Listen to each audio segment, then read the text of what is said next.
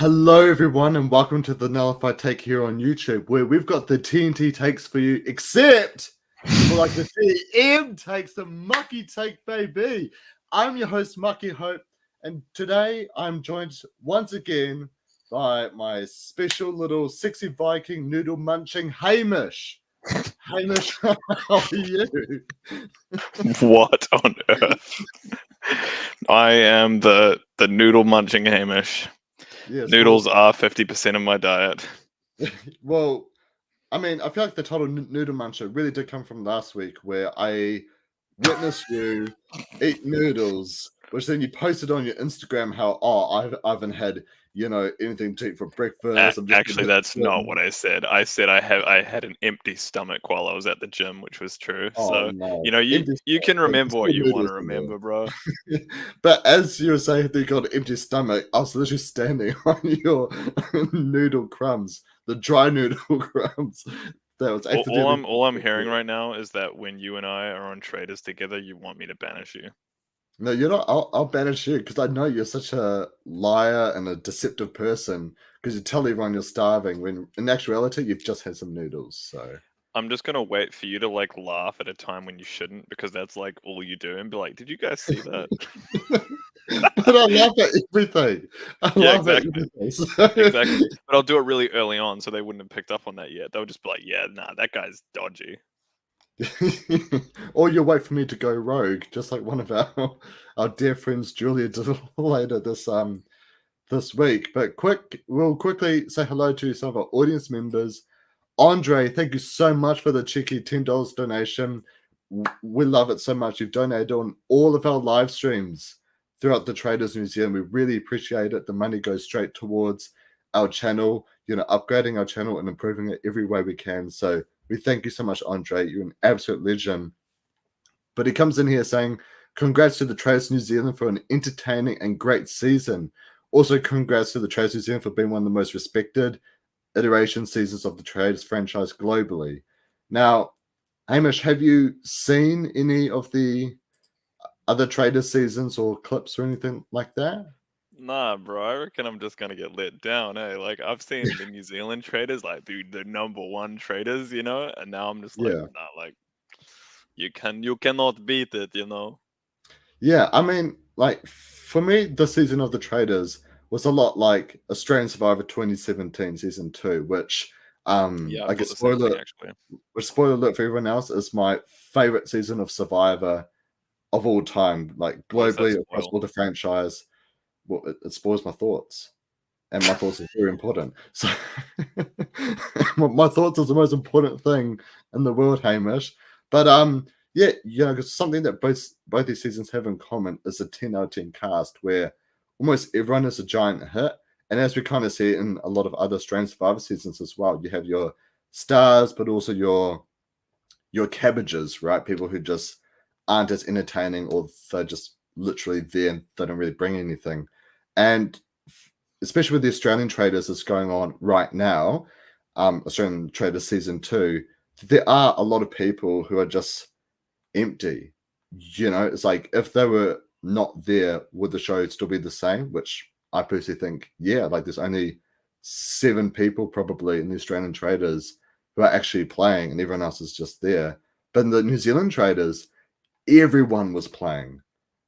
Yeah, All the way from your massive game-changing sidekick Kimberly, all the way sidekick, to yes. yeah, all the way to your like the winners of the show, Anna and Sam. I feel like everyone was playing super hard right Mm. from the get-go. And yeah, I love this season of the They were Trader. just good characters. Like even if they weren't, playing it in a way that was as strategic as some of the more notable ones. I was actually thinking about this earlier today. I was like, it's better to have a shorter season that's good than a longer season that drags out.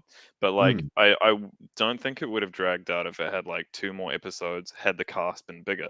But then after having that thought, I was like, this cast is so good. Would it have taken away from it by adding more people who potentially, would have just soaked up more screen time, but not necessarily added to it? So, perhaps this is just the golden season. yeah, it's a golden god season of of traders. But also another comment here from Andre. Also looking forward to the TNT's review and hot takes for the season debut of the Traitors Canada. Um, something that Canada and New Zealand have in common, Hamish, is that everyone's just too nice. Everyone's too friendly. They're really I'm nice. not. Well, yeah, obviously you're not. You bloody leave noodle crumbs all over my apartment floor. But Yeah, but um, yeah. but do you think because the reason why New Zealand Survivor got shut down is simply because no one was willing to blindside each other, right? Everyone was like too nice. They're all sort of stuck in one group and moving forward. But obviously with the traders here, everyone was a big gameplay, everyone was strategic, everyone was flipping from side to side. Do you think the Canadians have what it takes to potentially produce a trader season just as good as ours, or even better or worse? Okay, so because one of my coworkers at my day job is Canadian, and on the very unlikely chance she watches this, yeah, go Canada. Oh, I love Canada. Um, Nova Scotia. That's all I have to say. Nice. What about you? I think it can. I know you haven't seen the recent episodes of American Survivor, but there's been a lot of Canadians quite recently that've been participating, and almost every Canadian player, I personally feel like, has been the stars of the season or has done extremely well. Like two of the winners have been Canadian, so yeah, I think I mean I'm not sure if the recent winner was Canadian or not, so please don't quote me on that. But yeah, I feel like Canadians can be very strategic, can be very cutthroat. So I'm looking forward to it. I reckon it'll be pretty good. We've got a comment here from TJ as well. And then there was Colin, and then there was Brooke, and just like that, all vanished. What a good first season. Well, we're definitely about to dive straight into that. Let's talk about the opening of this first episode of the week, Hamish. We arrive at breakfast, and there's a big question on who Brooke and Colin were gonna try, send on to Paul Henry's tractor and take them out to the country calendar's farm. It was Yeah. either Anna or Julia, but they didn't know who had the shield. Obviously, we know it was Anna, and they take a shot at Anna and they miss. What's your thoughts on Oh, that? mate, utter gratitude. I was like, don't go for my boy. Like, I was like full sending it, beelining Dan, and then when Robbie winked at him and Dan was removed from the game, I was just like, I'm very upset. And I had to switch my allegiance last minute, and I was like, who is the only other player who I was like kind of like, and it was actually no, it came from last time we were on stream. I was either going to be rooting for Brooke or Julia, and then Andre was smack talking Julia, and I was like, nah, bro, I'm going to war. So anyway, I'm glad they went for Anna. Yeah, no, I'm glad that we went for Anna as well because I feel like, especially in this finale week, Julie brought so much drama and so much entertainment as well. Yeah. Because obviously we're going to talk about potentially what the smartest move of the week was, but I have a feeling a couple of the moves could be coming from Julie's end. I personally feel like so. I'm really glad they took a shot at Anna and missed, and they Also, kept Julie in. Anna is just like a really good player. Like I don't know if we've Yeah. like and I was thinking this actually before watching these most recent two episodes. Like, I don't know how much time we've really spent like just commenting on Anna's play, but I think that she's actually like one of the best players of the season. So Absolutely. I totally would have gone for her as well, and I'm so glad that she had the shield because having two more episodes with her in it, which we'll talk about in a moment, was that it was very good. Yeah, Anna is like a quieter version of Brody, almost, right? Exactly my Where thoughts. I have so much to say about that, but let's just go one step at a time. yeah, yeah, and straight out the back, we see a lot of disagreement between Colin and Brooke, even in the Shrek's toilet hut, because Colin really wants to go for Julia because Colin recognizes that Anna is potentially one of his numbers to get rid of Brooke at the next banishment. But Brooke is really firm on, like, no, no, no, we've got to get rid of Anna, got to get rid of Anna.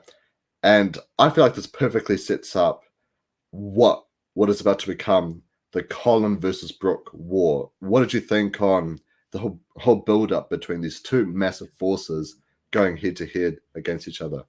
Gee, you knew it was going to happen. The moment that he was like, Brooke was blackmailed and he came into the conclave, you could just see like I feel like Brooke wouldn't have gone out for Colin had Colin not seemed so combative from the beginning. But then Mm, but Collins, in his confessionals, he was saying that he was going after Brooke because he thought Brooke seemed like he was being dodgy to him. So I don't know if it's just that like Colin just has that demeanor, and then there was like a miscommunication, and then they went to war. But like, yeah, you could see that like, yeah, they were definitely like two raging bulls that just couldn't mm, work together, and it was, in a way, it's like if they worked together, they very possibly could have won that together. But because yeah, they couldn't, neither of them won it. So it's, I mean, oh, spoiler. I yeah. guess everyone Well, watching this has seen it, but yeah, well, I mean, I guess that really begs the question: did Brooke potentially make the right choice in blackmailing Colin? Do you think Brooke should have potentially blackmailed someone who he difficult like easily could have worked with to get to the end, or do you think blackmailing Colin and having him as this other big target was a good idea? Which do you think Brooke should have done? I'm just trying to think. Like, okay, Anna is such a passionate player, and I think that's one of the reasons that she seemed faithful the whole time because it didn't look like she was trying to be passionate about finding traitors. She just was, and Yeah, that showed. Um, And so blackmailing her, I don't think that would have worked. I think that her gameplay would have changed. Um, yeah, it's a hard one, man. Like I'm just trying to think. Maybe Julia could have been a good blackmail. Like I would have been interested to see that. Um, but yeah, I'm not sure. yeah, I don't think there was a good blackmail because the thing is, right, that Brooke had a good relationship with Kings, and Kings was sure that he was a a faithful. And so there's no yeah, point making him a traitor with you. Like you've got a faithful who's super intent on being on your side. So it's like, why not get somebody else on your side? You know what I mean? yeah. Uh, yeah. I mean, maybe Sam, but like Sam would have been good, but at the same time, I don't think he could have held it up. I think Sam would have like cracked. He would have been like Lauren. Yeah, yeah, definitely. I think Sam definitely would have caved in. I feel like Anna, she would have maybe stopped being as passionate, which that would have been a massive sort of red flag. So I do think, and I think Kings as well. I mean, Kings might This have might been have a been good strategic. seduction. Yeah, like Kings It's definitely just a isn't. waste of his trust. I think so. I really think so. So I do think overall Colin was a smart move, like overall. But I do think, Yeah. yeah, I do think there's probably more risk with Colin because he is quite an influential person in the Yeah. game. Mm. And we do see Julia, she's sort of putting out Anna's name as well because Anna she wants to take Kings out, but then she backs out of it, and then she wants to get Kings and backs out. So we do see sort of I guess some reasoning behind why why she does sort of target Anna, but later on in the episode. But we immediately go to the challenge, which I think apart from the sheep challenge we had a couple of weeks ago, this was probably the most fun challenge I think Mm. of them all. Which is where, Yeah, I think part of the fact that it seemed so fun was because you could see that the players were having so much fun. yeah, yeah, absolutely. Like you could tell that this challenge is like something all of us have wanted to be, like a James Bond or like a Mission Impossible Tom Cruise or my favorite spy Johnny English, legend Rowan Atkinson. But with this challenge, it was that all the contestants must collect like a art piece, which each of the art pieces is worth a different price. If a contestant touches a laser, because they're like lasers sort of shooting everywhere, then they instantly fail, right? Mm. And something I didn't realize at first when watching the episode, but rewatch, on the rewatch, is that after each contestant comes across with like a painting or an art piece, more lasers get added, Yes, yeah, yeah. which which I thought was extremely interesting, and it makes more sense why they get someone like Sam to go first, because obviously Sam, he's got is it MTS? Multiples. sclerosis. Is what is it? MS. Oh, MS, yeah. And so obviously he can't, see that far and stuff, right? So obviously the Mm. less lasers he has to deal with, the better. Yeah, yeah, And exactly. Give him the easier one. yeah, and we do see a lot of really different tactics. I actually felt really sorry for Julia because she was wearing that Yeah, really, really tight dress. So she had to, stand high up on one, crouch down on another. It's like, oh, that would have been pretty, pretty uncomfortable. pretty But inconvenient. very, very inconvenient. But something that I do love is both times Kings, he just jumps right in. Quite Yeah, quite literally. He literally just yeah, yeah, yeah. jumps Hooah. straight in. Yeah, what? Kangaroos in. Yeah. Yeah. Which I mean, I feel like that could be a good strategy. It's like, you know what? Like, I'm probably not gonna make it through at the start. So why don't I just jump potentially a quarter way in or something? If it works, it works. If it doesn't, it doesn't. So He's yeah, bold. He just, yeah, sends yeah. it. Yeah, just like his gameplay, he likes to make them big moves and big jumps, Oh, yeah, you know? yeah. He was like in midair. He was like, Brooke, I'm voting for you.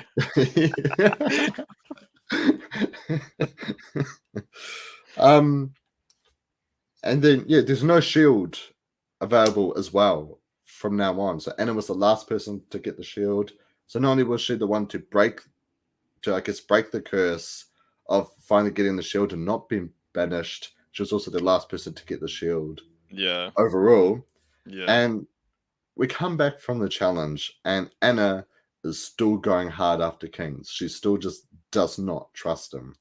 What do you what did you Right take when she's from talking to this? Colin and Colin is like trying so hard to get it onto Brooke. And then she's just like, and she has that confessional. She's like, I just trust Brooke. Yeah, I love that. Watching that when she's just like he's one of the people I trust the most. Like I know he's a faithful. I'm like, yeah, bro, you know he's a faithful. um, nah, like okay, so obviously I was rooting for Julia at this point in the game, but of the two traitors, I was rooting for Brooke, and so watching Colin. Colin's great, but watching his attempts fall flat here, I was just like, yes, it's all coming together, you know. yeah, yeah. I felt really sorry for both Colin and Brooke because we're really leading up to something quite massive, a war between these two, but they just could not get their numbers to work with them, right? We see Colin like they're trying to convince Sam and Anna to go after Brooke, but instead they're like, "Nah, we're going to go after Kings." And we see, Brooke sit down with Kings and Julia. It's like, okay, I need you guys to work this out. Settle whatever you need to settle, Yeah, and yeah. we'll just Bro, move forward together. if that worked, I'm like 90% sure that Brooke would have won. Because hear me out, Oh, right? absolutely. Then the last three people would not, and well, I I assume the last three people wouldn't have been Anna, Sam, Brooke, where Sam would obviously turn against Brooke at the end. It would have been, I think, Julia, Brooke, Kings, and I feel like in that instance, Kings and Julia would just reignite their old war, and then one of them would get voted out, and then Brooke would win. So, oh man, oh well. Well, you say that, but I feel like maybe the same outcome would have happened, right? Because let's say if Brooke does manage to get, Kings and Julia sussed out, and they vote out Colin, he's a traitor. There's still one traitor left, right? Mm. So probably next round they get rid of Kings or Julia, most likely, right? Because it definitely seems like Brooke, Anna, and Sam were basically the Oh, you three. think it would have come to the same point? I think we would have come to the same point But because then again, Julia was starting to get suspicious of Anna, and the bro could have totally spun it that way. Like, oh yeah, bro, like, I reckon Anna is a traitor, and then Kings is already sold on the bro, Brooke. yeah, You I know, think if Brooke somehow did make the final three, him, Julian, Kings, Brooke definitely wins.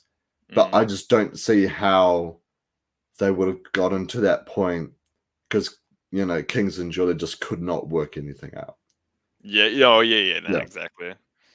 I Rough. definitely think it was going to blow up. Like if they stuck together for the next round and somehow the final five round, they definitely would have just absolutely collapsed by the final four, I think. Oh well, big rip. Massive rip. And yeah, but unfortunately, Brooke is not able to work things out between Kings and Julia. Colin is not able to work things out with Anna and Sam.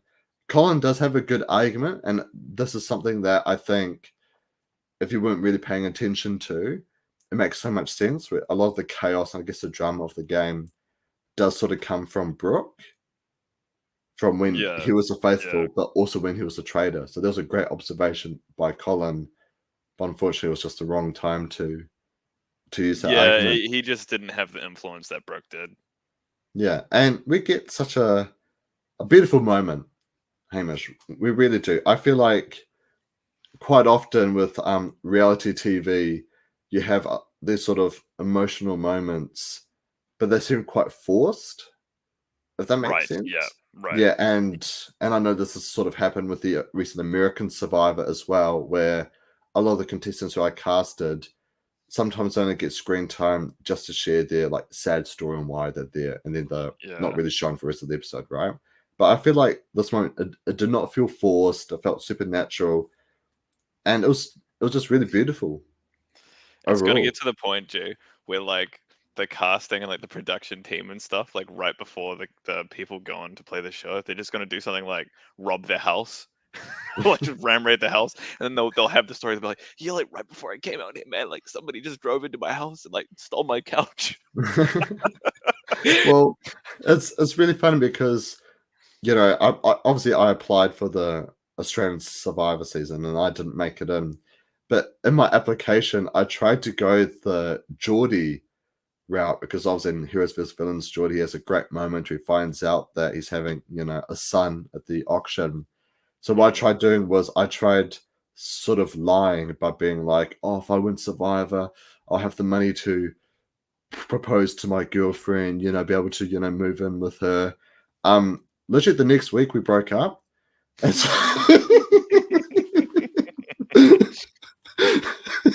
like the yeah, week thank after, goodness.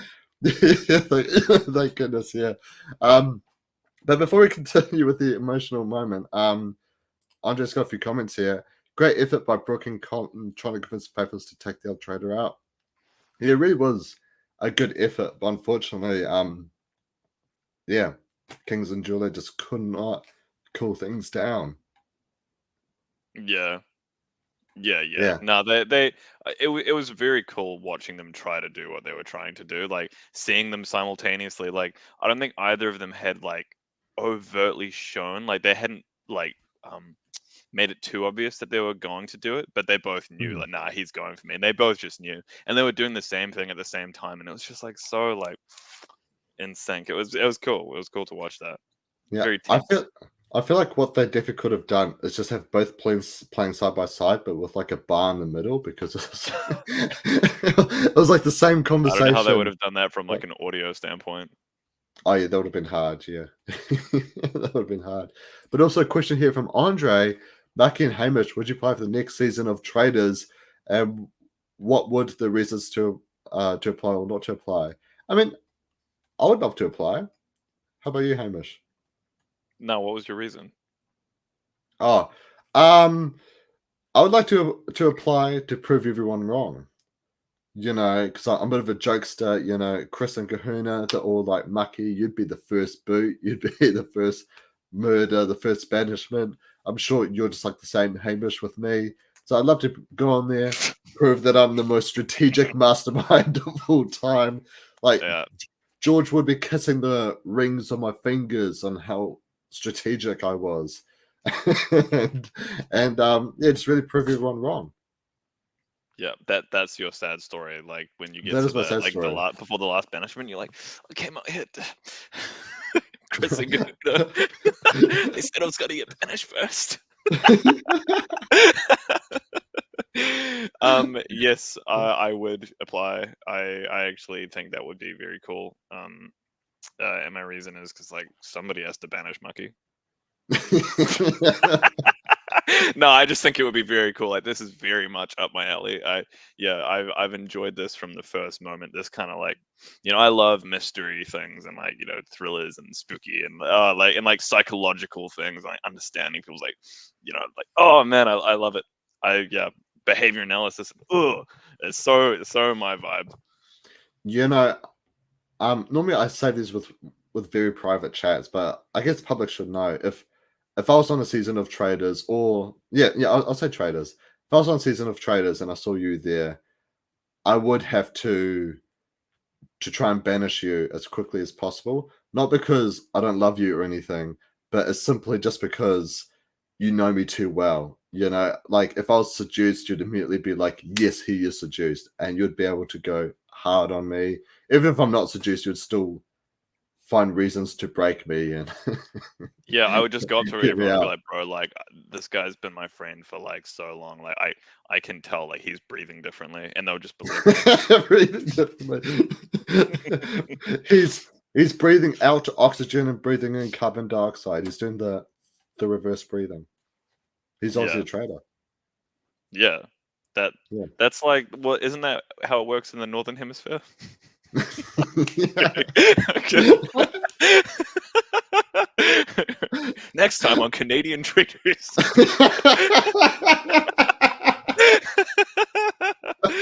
Okay, moving on. Okay, let's move on. But yeah, so we do have this very beautiful emotional moment with everyone. Kings, he says how he really wants to take his kids to Japan with his prize money.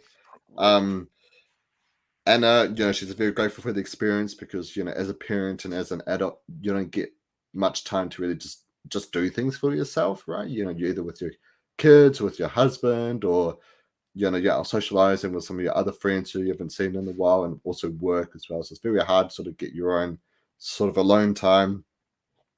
Sam has a really beautiful moment where he wants to show his sons and others that disabled people can do really well at basically anything.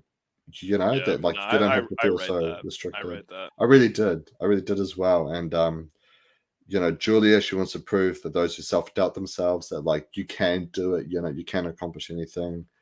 And Brooke, I mean, I heavily, sort of felt this.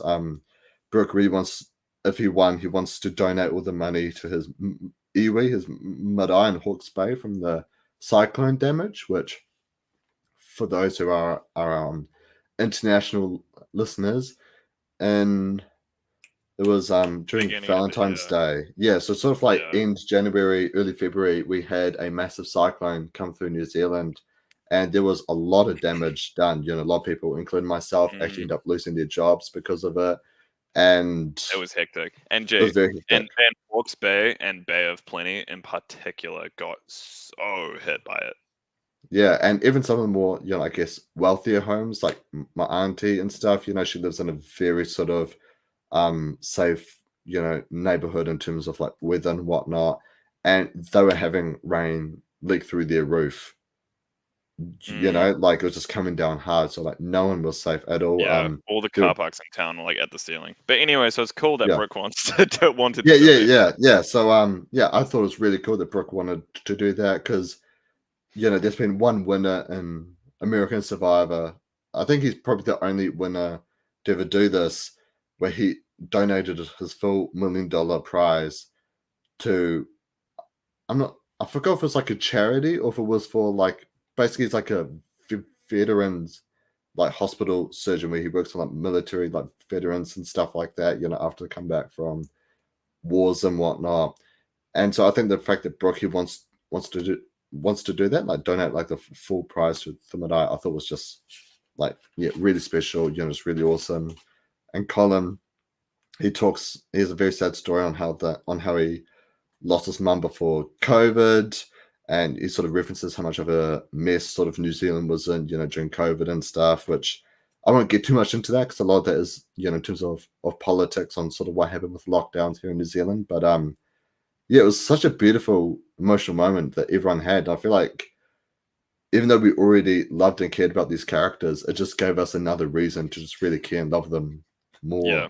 And to touch on, Colin talking about that sad story because they were talking about why they were on the show or why they were playing the game, and I think what Colin was saying is like he wants to have the money so he can make more memories with his family because he lost his mother, and now he's Yeah. he wants to be able to make as many memories with his family as possible, and I think that's really sweet. Yeah, me too. Although I'm happy he got voted out. Whoa! The ultimate 180. Yeah, no, that's such a sad story. Psych. Oh my gosh! Oh my gosh! Oh I'm Team Julia. Oh my gosh! You really outplayed everyone. Everyone. Blindsided. We've all to be. When I'm on Traitors, this is what I'm doing. Okay, let's move on. We go to the banishment. So yeah, we go to the banishment, and once again, Kings just won't let Julia go. He just Pretty won't sad life. let her go. He doesn't trust her, and he's like, I haven't spent as much time with you, even though majority of the time we spent, before the banishment was with Brooke, Kings, and Julia, which I thought that was quite funny. And Julia has every right to really go after Kings here, but she does sort of touch on Anna a bit as well. But then we get a great moment, Hamish, and this actually blew my mind. I was laughing my head off. She said that one of I mean it wasn't exactly how she said it, but one of the big players in the game who slipped up a lot was Robbie.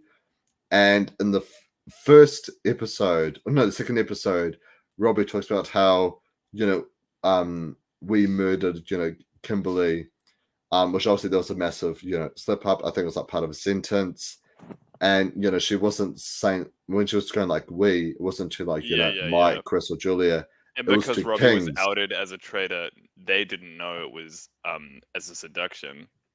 Yeah, Julia they all was so think sold on that. yes, she was, and oh my gosh, when that came out, I just started cracking up with laughter. Like once again, game-changing strategic Robbie has done it again. Not only has she got Dan out, now she's got out Kings. Yeah, she Best pulled. player in the game, Jay. I feel like it's full circle. Kimberly got Robbie out in a 6-episode plan, where she wasn't in it for 5, and Robbie got Kings out when Robbie wasn't even part of the episode for 2-3 episodes, and it was for something that happened in the second episode as well. And I was like, wow, Robbie just pulled a Kimberly, and it worked. Robbie, I reckon, is like honorable mention, G, like mastermind. It was all thought out. It was all planned She out. stuffed her own game just to stuff King's game. And Dan's. But Yeah. and anyways, and we even see a confessional here from Brooke, which I found so funny, which is like, he's keen to even vote off, Julia, because he's just so sick of hearing this car argument over and No, I mean, hey, again. look, I get it. I do fully get it. Julia was sold on Kings for a long time. Like in her mind, Kings is like why did we not vote him out earlier? He's obviously been the traitor this whole time. Robbie, she's been a traitor the whole time. And then there was that argument. Robbie obviously like slipped up a lot of times. Like it makes him like I get it. Like it was obviously wrong. she mistook Robbie for slipping up as a traitor, as opposed to just I don't know being Robbieing. Yeah, for Robbie. And and we see Kings here. He sort of goes out once again, saying that he feels like he's the only person actually trying to find the traitors, because the main names are him and Julius, but he's the only one questioning people. But I feel like when he makes comments like this and he throws out other people's names, that's sort of what sets him up to get banished as well. Because it's like, why is he so adamant on there being more names out there than just one or the other, if that makes sense? I think what Yeah. he did mainly wrong there was, you have this kind of coalition of like, like Anna and Julia and whatnot, who have Hmm. been responsible for leading the charge against most of the traitors who have been banished already. Yeah. And then Kings is like, and I'm not saying that Kings hasn't been a part of that, but then Kings is like, oh, I'm the only one going for them, and he's saying that to people like Anna and Julia, and like I get what he's going for them in a different way. He's going for them in a tactical way as opposed to this kind of collective kind of macro, way, and so he's Yeah. he's playing it differently, but he's basically saying like, oh, you guys aren't doing it, and obviously that's going to anger Anna and alienate her. And then so obviously she would be like, yeah, Kings, I reckon you're a traitor. Like, why else would you be saying something like that? Yeah. Yeah. Exactly. And it's quite funny because you know like Kings, he sort of talks about how like there's so much noise coming from people, and Colin is just about to go hard on Brooke in this moment. Where it's about And then to the bro. yeah, and then the bro Paul Henry interrupts him, which I actually wonder what this comment could have potentially done. And I feel like judging based on how things have went, it would have either further dug Colin's grave for the next vote, or it maybe would have turned people on Colin for this vote. I'm not sure for really going out of his way to take it. Brooke, what did you think of what Colin was about to do? Well, Colin had been trying so hard to have people against Brooke, and it hadn't been working. And I guess he saw this as his last opportunity, because otherwise, it's like at the point of the game where it's like they can't really be wasting time. It's not, oh, banish him next time. It's Hmm. like he has to fall. This is his moment. He has to get in his word now. He has to influence people's decisions now. And the bro Paul Henry is the savior. Yes, thank you so much, Mad Dog Paul Henry. But yeah, we get to the vote. Um, so we have Brooke and Kings vote for Julia. Julia goes rogue and votes for Anna, which I'm really thankful Julia did this because this set it up so much drama and so much factions, I guess, for the final episode. Whereas I feel like if Julia had not done this, Brooke maybe would have been in a lot more trouble. It would have been harder for him to reach the end. But then Mm, we do see and Anna, Sam, and Colin vote for Kings, and Kings is unfortunately eliminated. What is your overall thoughts on Kings? I think that Kings. Okay, I think it's worth saying that everyone that made it this far into the game is a good player. Some Yeah, of them are good for different reasons. And some of them, and remembering that you've got people who are playing as traders, people who are playing as faithfuls, winter traders, right? yeah, Um, something, for example, that I think Anna, which we touched on before, is amazing at doing is being such a loud and influential voice, but also not drawing this attention to herself from the traders and not putting a target on her back until obviously when yeah, she got the shield. But to get this far into the game and to have so much influence and to be just leading this charge and to not be like she's been like just like navigating through this field of like arrows flying at her, and you know what I mean, like so she's really good for that reason, and so obviously Brooke is good for different reasons, and so they're all very good, but I think that Kings maybe got impatient. I think that would be my best kind of analysis of what happened. Like, obviously, tensions are like at their height at this point of the game. hmm, Um, yeah, people are getting flustered. People are not maybe thinking as clearly as they would earlier in the game. And it's obviously easier to dissect this from the outside, watching the game as opposed to being in it. And Kings actually said that earlier on in the season, one of his confessionals, that it's like when you're playing it, you just don't know. So I yeah. think he was probably getting quite impatient and like I need to sort something out now because he was scared, I guess. And ultimately, that fear kind of led to his downfall. Yeah, it definitely did. I loved watching Kings. Especially towards the end of his game, he was super chaotic. His one of his chaotic moves made one of our smartest move of of the week, and I think while he was quite quiet, he was sort of a background character for the majority of the season. I love that towards the end he definitely started to pick up his gameplay, but it kind of felt like he started playing a bit too late. If that makes sense. So Yeah, right. Because by yeah, by I think in a game like this, by starting to play late, you're effectively changing the way you've been playing for a lot of the time. And then yeah, so, with something like Survivor, it's just like, okay, they're playing now.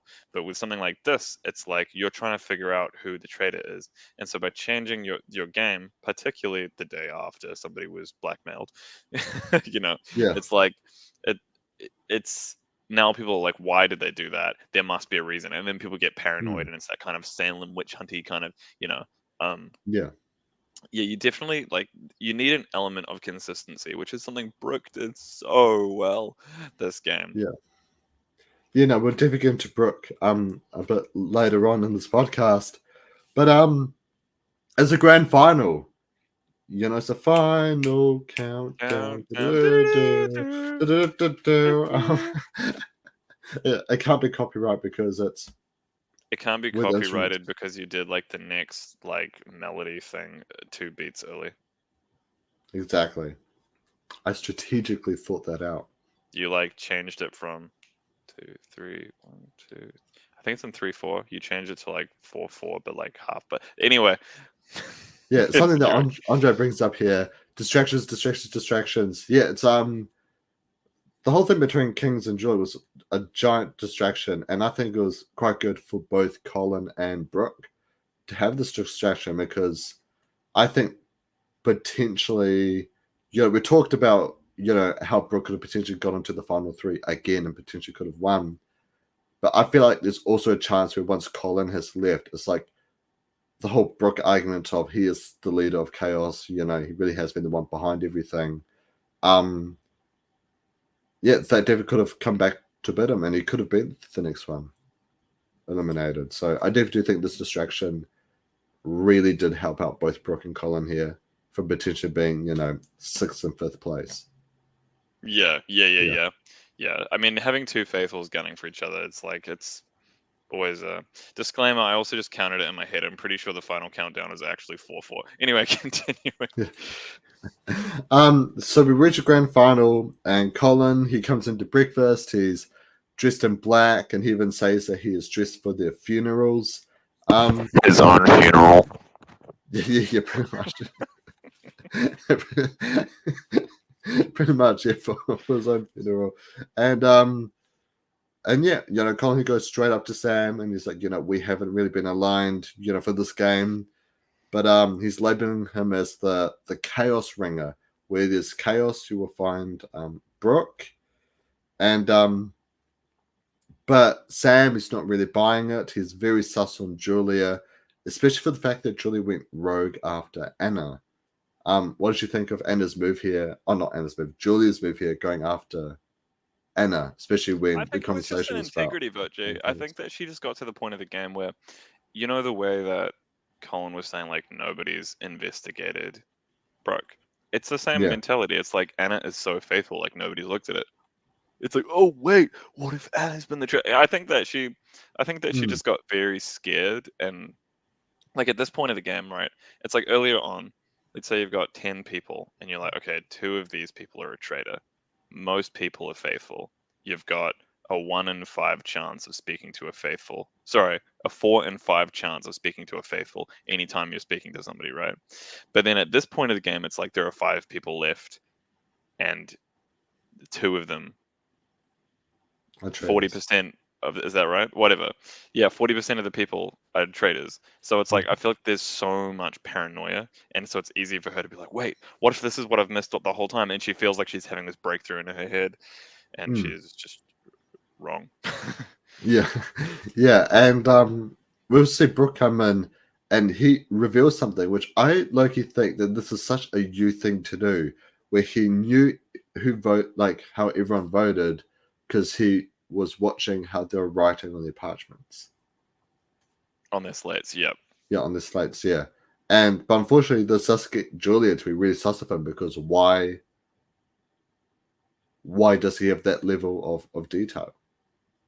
Yeah, so you're right that it's something I'd do. It's not something that I would say. I Yeah. was really confused why he would say that. Like details like that is definitely something that, like as a faithful, like I would definitely be paying a lot of attention. Mm, Like how close are they standing to each other, stuff like that. But like, but I think that saying that you're paying that kind of attention, regardless of what role you're playing, always looks suspicious. yeah. And we see a pact kind of been formed here between Colin and Julia, where they're like, all right, we are going to take out Brooke. There's the anti-Brooke alliance, as I like to call it. Dude, I'm so mad at Colin for this. I'm so mad because I feel like he brought the bro down with him. Yeah, he really did. He really did. There was already suspicion on Julia for going rogue after Anna, but I feel like this really like cemented the suspicion of her for sort Mm, of going down with Colin as well. yeah. Yeah. And we get to this, the final mission. And I was quite confused on this mission, if I'm being perfectly honest with you, Hamish, because at first it seemed like, okay, with these personal, sort of missions, it's maybe, designed and designated for everyone's like, worst fear, perhaps, based on what happened with Brooke or something that they would hate to do. But some were definitely a lot harder and grosser than others. Yeah, I Yeah. mean obviously that's subjective. Um, like Yeah. I would have found the eating the eye thing harder than getting the tattoo. Um, obviously I don't eat meat. Yeah. Yeah. um, As well. so there's that. Um, getting the haircut, no, bro. I'd still No, rather no get on the the tattoo. haircut. I'd rather the tattoo than that than the monk haircut. I can't get that anyway because the head side of my head's basically shaved. But um, yep. Yeah. Well, I think I'll Brooks one probably would have been the hardest for me, aside from the eating the eye thing, because that's just like a moral thing. But yeah. the cockroaches and maggots. Oh man, I No, it's feel for the disgusting. bro. Well, I'll just quickly say what everyone had to go through, and then we'll sort of talk about it. So, Julia had to go into a cyberotherapy chamber for 3 minutes at negative 140 degrees Celsius. Anna has to get a trader's shield tattoo. Sam has to get a monk's haircut. Brooke has to have a bath and he gets covered in maggots and cockroaches for 3 minutes. And Colin has to eat an eyeball, a tongue, and a heart. Now, Hamish, there are 5 things here. Rank from 1 to 5. 1 being the thing you'll definitely do, and 5 being the thing that you won't do. How would you rank these challenges Am on? I going 5 to 1 or 1 to 5? Uh, let's do Let's go one one to to five. five. Let's go 1 to 5. Yeah, So I would do the cryotherapy thing. In fact, to be honest, like I'm actually interested to do that, and like I would like to do that. I don't imagine it'd be easy, but like you know, back when I lived in Sweden, something I used to do all the time was I'd walk down to the lake, which was frozen over, and be like -10 degrees or whatever, and I'd take off my jacket and put it on the snow. Because fun fact, if you sit on the snow, you'll get a rash on your bum anywhere or for too long. So I'd sit on my jacket and I just have like a t-shirt on and be like -10, obviously like like breathing crazy. And I'd just been like, like 15 minutes there, like, doing all the psychological stuff and getting over the cold and getting to that point that I wouldn't be shivering, I'd be breathing naturally. And I love that, man. I love the cold. It's so like empowering. I love the feeling of like conquering, but then also like becoming the cold, like not just being like I'm like fine with it, but being like I am the cold. Like I love that. It's such an empowering thing, and so I feel like Julia's one about like I'd want if I got that, I'd be like yes. yeah, um, what were the other ones? I think then the next one, which would be easiest, would be the tattoo. Obviously, I have tattoos. I've got a branch of a yew tree. I've got planet Mercury, and I've got Sweden, the outline of the country. Um, so I would be fine with that. And particularly this far into the game, I feel like having a tattoo of it wouldn't be that like weird. yeah. Um, having made it that far in. Next easiest. or at this point, hardest, I guess. Uh, uh, the maggots. The maggots. Man, I hate cockroaches. Oh man, I feel like vomiting. But yeah. Second one would be the hair, bro. Like no, just no. I'm sorry. Like that's a fat no. Um, and the last one would be the eye and the tongue and whatever, because you know it wouldn't be the hardest. Like the hardest would be either the maggots or the haircut. Probably the haircut, I guess. But just from a moral standpoint, I haven't eaten meat since November or December 2019. So I wouldn't. It would be an ethical thing for me not to do that. Yeah. Oh, no, What about you? fair enough. Well, not gonna lie, I felt the haircut would be the easiest. I would find it a bit hard if I was to do it now, because you know I'm trying to grow a man bun, and this is the longest my hair has probably ever been in my life. So it would be a real shame to see it all get just cut into a bit of a monk look. But I feel like like this is the most chillest thing ever. Next thing would quite literally be the chillest thing ever, and that's the the cybertherapy. Because similar to you, Hamish, I love the cold. A lot of people here won't know, but Hamish and I went on a road trip a couple of months ago and went for a swim in Lake Taupo in the middle of winter. We had a lot of locals looking at us like, "What on earth are these?" And we didn't take this togs doing? or anything, because that was a bit of an impromptu thing. So we Yeah, get into a, like didn't we just swim in our undies or like our it was, it shorts or was, something? it was like our shorts. Yeah, Nah, yeah, yeah, nah. Actually, yeah, I took a pair of like rugby shorts. So I swam in them. Yeah. yeah, yeah. No, I normally wear tog shorts, so like Oh it yeah, was yeah. all good for me. But yeah, a lot of locals like, what on earth are these guys doing? But it's like, yo, The water's it's fine. cold. Yeah, yeah, it actually was fine though. Actually, it was really fine. Once you got in and you're like used to it, yeah, it was fully all good. We were just like Yeah, leopard sealing around. quite literally, yeah. Um, the tattoo would be the third. I don't have a tattoo, but I have always wanted like a Sasquatch or a Bigfoot tattoo up here on my shoulder. So I feel like getting like a Traitors tattoo, like yeah, they'll be pretty sick. Um, The fourth one would have to be eating the heart, the tongue, and the eye.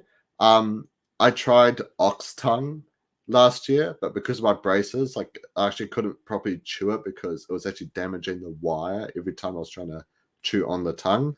But yeah, I don't know. It's like yeah, just eating a heart, tongue, and the eye. I feel like I'd be very off-putting by that. But I did quite love how Colin he just smashed it down like really fast. And he was like, this is so delicious. I've never like he even Oh, I literally wonder said, how much of that was him just being funny. Like he might have true, struggled. Maybe not. I don't know. true, yeah. But I do love one quote from him where it's like, I've never had a heart, but I'm sure I've broken some. I thought that was a No, great he quote. he he made a Yeah. few quotes about the food he was putting in him that I thought were a little out the gate. um, and obviously the last thing would be, going into the bathtub with cockroaches and maggots. So my second favorite movie of all time is Peter Jackson's 2005 King Kong. I love that movie to death.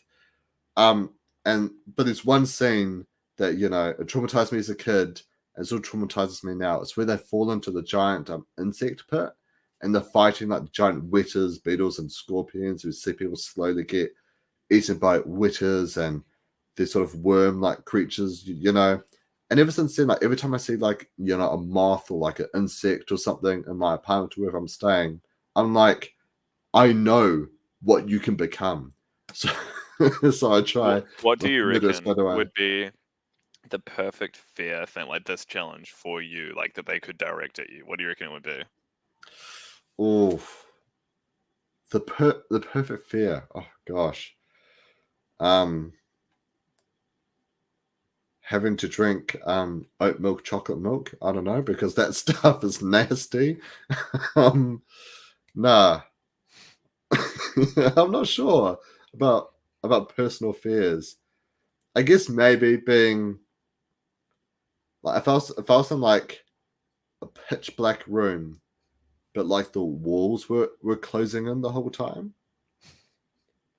Do you get what I Yeah, mean? Like you're yeah, isolated, you're alone. I've got no one to talk to because, as everyone knows, I talk a lot, but I jeez. massively.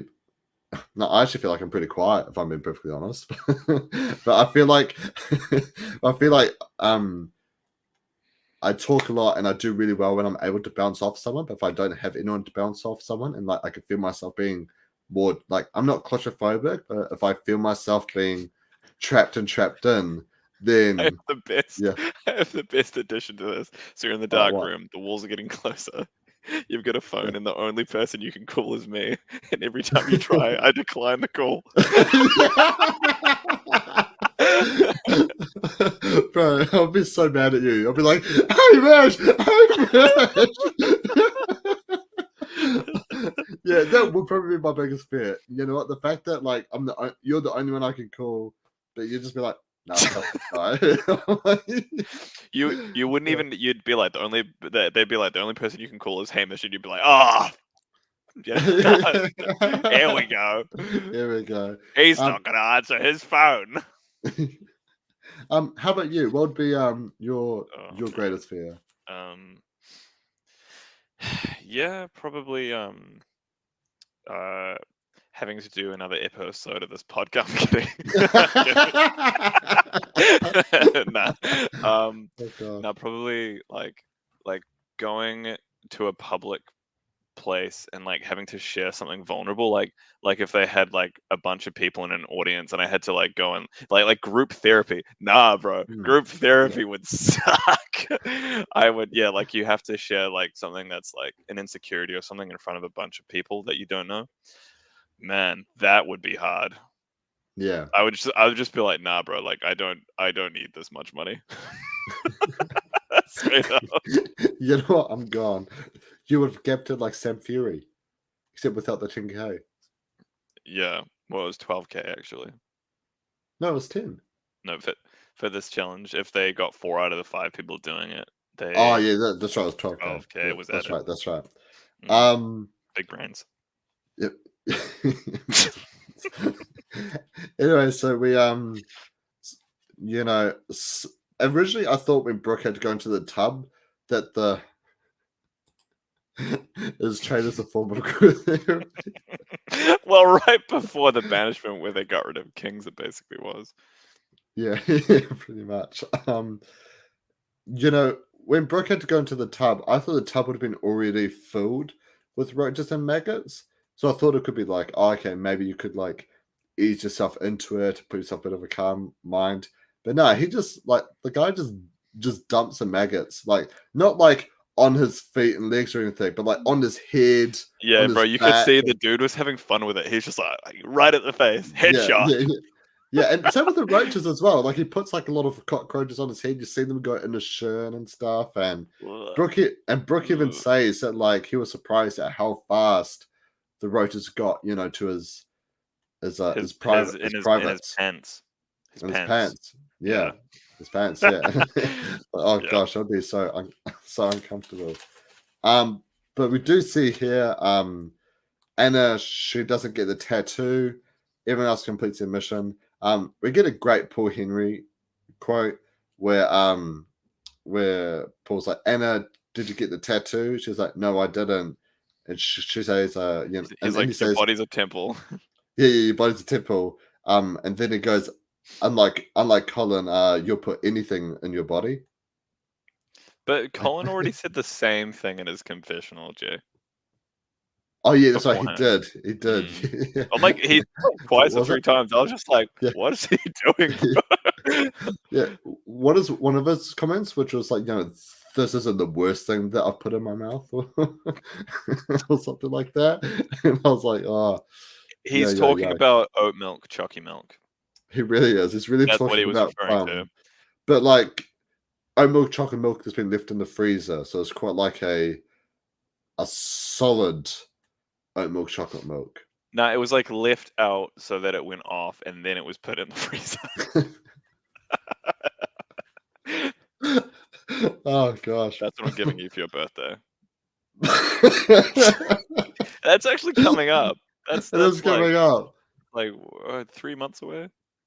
Yeah, but don't forget, I'll drink anything, On one of my birthdays, I drank a chucking milk that was left in the sun for a couple of hours with mixed with a Stella Artois, Jägermeister. Pretty sure some vodka was added, I'm not sure, and Heineken We 0%. are a PG-13 podcast. And we are very PG-13 people. All of that was actually just water. Yeah. But yeah, Stella I was, Artois. yeah, I Stella water. Um, Heineken Tap for tap water. It's a brand of tap water. Look, I really tried there. Okay. Jaeger H2O. All right, moving on. All right, moving on. So once again, it comes down to Colin versus Brooke. Except there are no distractions this time. It's Colin versus Brooke, and we have Anna as a swing vote here. But just really quick. What is Heineken tap water? You made your bed, Michael. You can sleep in it. Once I become super famous, I will make that a brand. You're gonna have like a business partnership with Heineken selling tap water.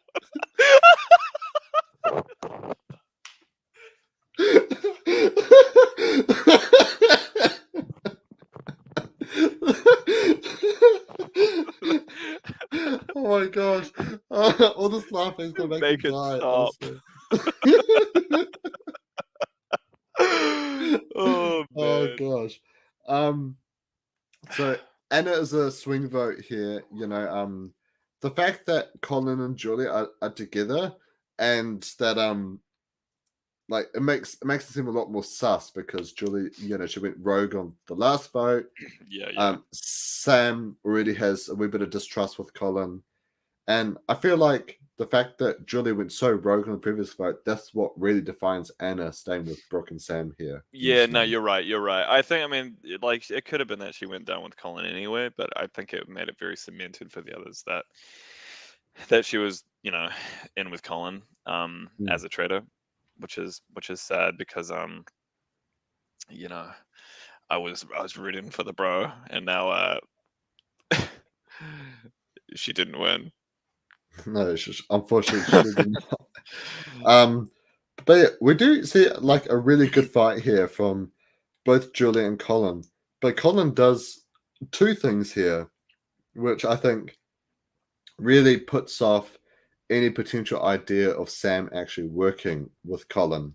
So, so first of all, um, like, well, no, three things actually. So the first thing is something that Sam said, which is that Colin apparently told Sam that he always has to act like he's celebrating because he notices that Sam is always watching him. The second thing is that Colin talks about how Sam would be a great traitor, like a perfect seduction, because everyone talks about how Sam he's the faithful of all faithfuls. Everyone thinks Yeah, he's he just a really targeted nice the wrong guy. one, bro. He had to shift the topic straight away onto Brooke. Otherwise, there's like that was such a waste. Mm. You know, maybe go for Anna. Nah, still no, No, still I no. think I think in that moment you stay on Brooke, but I think the fact that he did that really locked in Sam's vote for him. The fact that he would even have Yeah. the mind of potentially having Sam as a Because why traitor. why would Sam was not a traitor. Like there are some people that are like so nice and sweet and they're a traitor, but it's like Sam was like he wasn't a traitor. Yeah, Like yeah, you didn't have to be and intelligent for that.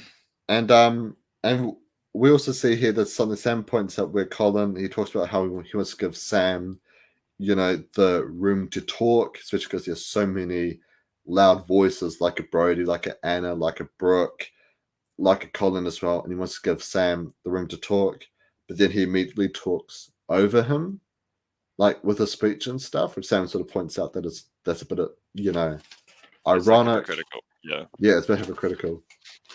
And we get to the vote, and once again, it's a really close vote, but I think we could kind of see that the writing was on the wall for Colin, and Sam, Anna, Brooke stick together. They vote for Colin. Julie and Colin stay together and vote for Brooke. And Colin is eliminated, sadly. What is your thoughts on the big dog, Colin? I think he's a very like he's a personality. You know what I mean? Like Yeah. people watch him. He's got like he's like flamboyant and he's like Mm, he's fun to watch.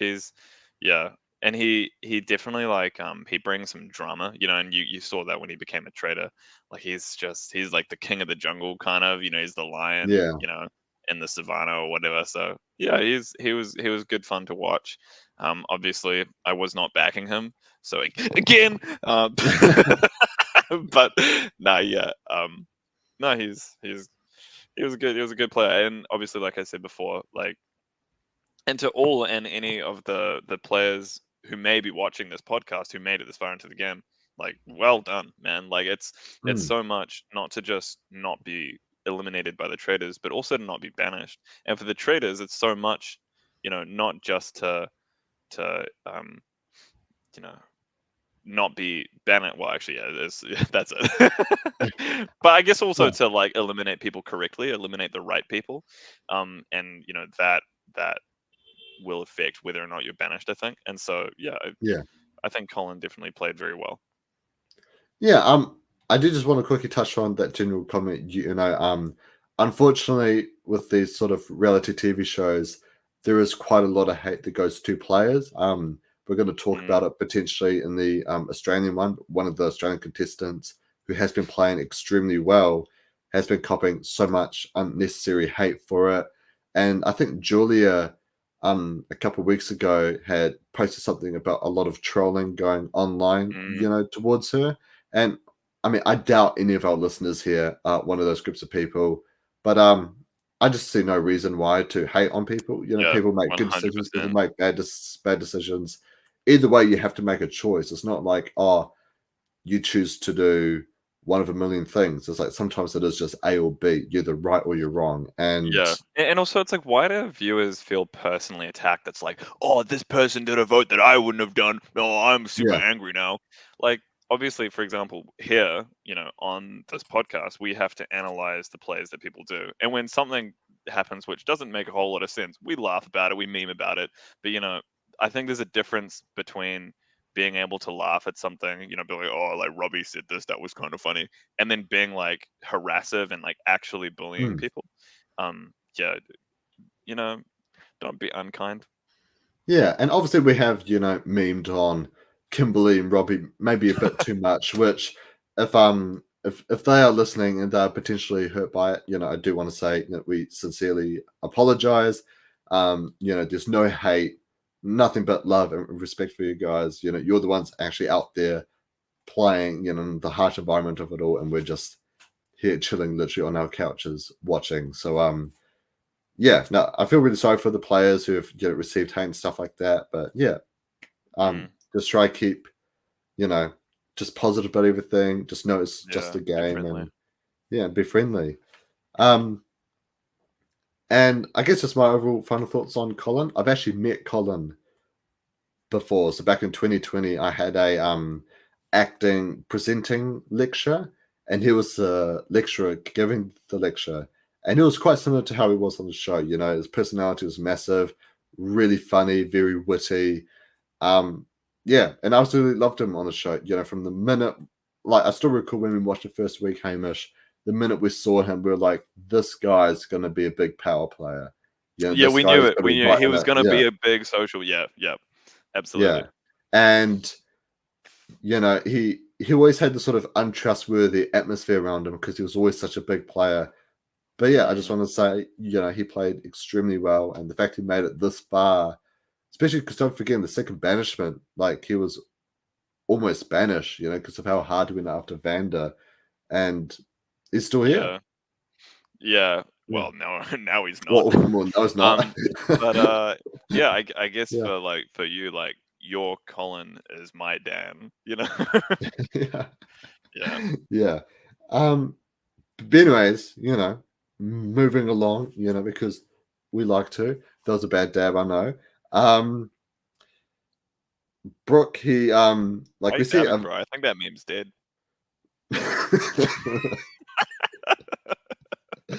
um everyone is fully aware that there's one more traitor because everyone knows that someone got blackmailed and they got two banishments wrong.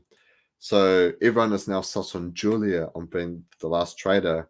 But we see a very interesting conversation between Brooke and Sam, which this really leads into the next into the grand final, where Brooke potentially throws some doubt onto Anna of like, what if Anna's playing the perfect faithful but traitor game? Mm. Yeah, which I thought that was quite interesting. Before we go, um, yeah, and it's literally the grand final, and it was very atmospheric. This finale, Hamish. What did you think of the quite literally the grand finale of the show? Oh man, it was hectic. At this point of the game, you kind of want everyone to win. Like obviously I've Mm, been rooting for Julia, but like also like I was rooting for Brooke, you know what I mean? But then it's like yeah. also like I've been so impressed with Anna's game. So it's like I want her to win Mm, because I think that she's had one of the best games. But then also I want Sam to win because he's such a nice guy. You know what I mean? yeah. And so and that's not saying that Sam didn't play well. He obviously played well. He played the perfect faithful game, as in like Mm, he was able to always seem like a faithful and not have doubt cast on him. Like that's a pretty good faithful game. And so like you kind of want all of them to win at this point, and so it's so exciting, but it's also so like I guess the opposite of exciting, like nervous. You're like what's going to happen? Yeah, it was very tense, and I think you could see that from the players as well. Like, at the end, like Brooks seemed so like, he couldn't really control his that kind of body language. I guess that he seemed so like guilty at that last little thing, which is understandable, like under that pressure. And even he'd said in yeah. his confessionals as well, like, you know, he doesn't mind them winning, but he also wants to win himself. Like he wants them to win. He also wants himself to win. He wants the money, but he like wants them Yeah. to win too. So I feel Yeah. like that's how I felt as a watcher. Yeah, definitely. Let's quickly get into it. They got to choose like a sack. One of them is to just end the game, and if there's a trade left, trader wins. Or if if everyone thinks that all are faithful, then the faithfuls win. But um, but we see everyone go for the banish option, which is to vote someone out because everyone knows there's still one traitor left, and everyone chooses the banish option. And it comes to the vote. Julia votes for Anna, and Sam, Brooke, and Anna all vote for Julia. And yeah, I guess we can quickly touch on Julia. Obviously you're Julia's boy. You're that sounded a bit weird. Hold on. Yeah, Hold that on. rephrase. Let's quick just rewind that. Yeah, you're a big supporter of Julia. How did you feel seeing Julia get so close I to mean, make it I so I far? kind of I didn't mind because, like I said, at this point of the game, like I kind of want everyone to win, and also was supporting Brooke. Like Brooke was carrying the torch for Dan, who was my initial like I was Dan's boy or whatever, like Yeah, yeah. Up until Dan got voted out, I was full send it. Like I want Dan to win. And so like yeah, I wanted Brooke to win as well because he was kind of carrying Dan's torch. And then yeah, yeah, I don't know. I'm just repeating what I said before. Basically, like I wanted all of them to win, and it was kind of sad in a way because I was just like, well, I'm not gonna like realign myself. Like I'm not gonna start like, oh, I'm all broke now. I'm all broke. Like like we're at the yeah. end. I'm just like, okay, let's just watch the rest, see what happens. But yeah, it was very yeah. I mean, yeah, Julia played a very good game.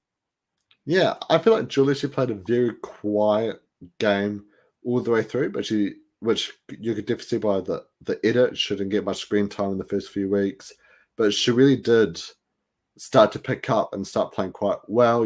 She had a lot of pretty good That's the reads. thing, though, right? Yeah, Like you can be somebody who is louder in the kind of strategy. So, for example, Anna.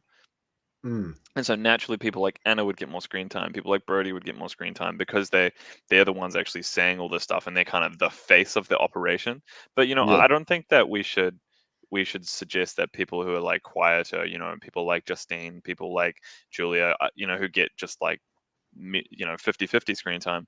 I don't think that it's fair to say that that they weren't like playing or anything because you know they were definitely a part of the whole alliance that was taking down all these traitors. And I do think that people like Justine, people like Julia, even Vanda probably were voices that were heard. I just don't think that they were the face of what was happening. And obviously it's a TV show, people want to see drama.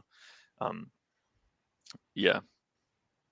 Yeah, yeah, and that's definitely a great argument, but I feel like you're only making it because you're Julia's boy. Whatever, Jay. All right, moving on. You're weird. No, All but right. you're absolutely right. It is an edited show, and the edit obviously shows us a story for every episode, but also how the Mm, winners won and how they won. And yeah. Julia just didn't quite fit the edit Yeah, for bro, I those would have wanted first to see few more of weekly episodes. Vanda's, confessionals and like her viewpoints. I Mm, was thinking about that today. Like, Vanda didn't. I think she, of the people who made it quite far in, probably got the least screen time. And then I think so like, too. and man, like, I would love to like know where Vanda's head was at. You know, Yeah. because I'm Vanda's boy. No, I'm kidding. Yeah, your vendor's boy. No, you're absolutely right. You're absolutely right. And but something that I'm not sure if it was entirely a great idea in terms of production, but they still got but mainly this is because I was rooting very hard for Brooke to win. Um at this point, I was thinking, he's played extremely well. Um Mm, he's overcome so many obstacles to get here as a traitor. So I was really pulling for Brooke, but they got Julie to say if she was a traitor or not, which obviously she wasn't, so she left. So everyone was aware that one of them was still a traitor. Which, what did you think of this? Because I was originally thinking that she was just going to leave, and it was up to three of them to decide if there was still if they had officially gotten rid of the traitor or not. So it would have been a big question mark. But obviously, with Paul Henry asking her to announce if she was traitor or faithful, she pretty much confirmed if there was still a traitor there or not. So they had one last chance to try to take them out. What's your thoughts on that? so what I thought was going to happen was that she was going to get voted out, and that would be it. And then it's like, oh, is there a faithful among these last three? Sorry, a traitor among these last three? Yes, Brooke wins. That's what I thought was going to happen, and it didn't go that way. And so I wonder earlier on, right?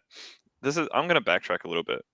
When Anna had the shield, and then they fired on her, I thought that would cement her as a faithful because no one went out. The only way would be because they misfired on her.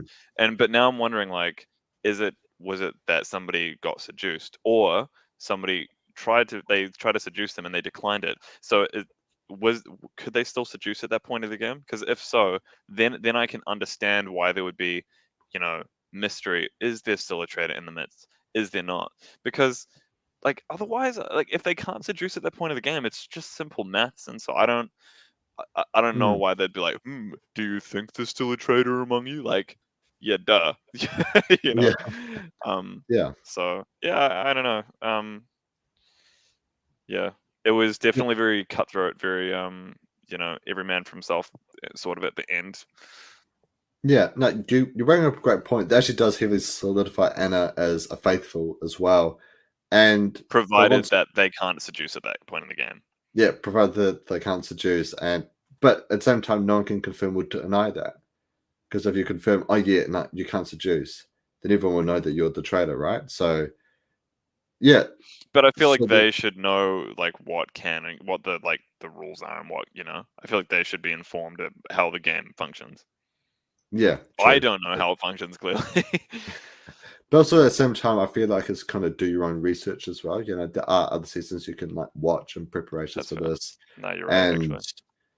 because it's kind of like Survivor almost. Survivor's been around for so long, so just watch a season before you go out. But we still see people on Australian Survivor who go out who clearly haven't seen a single episode, and so yeah.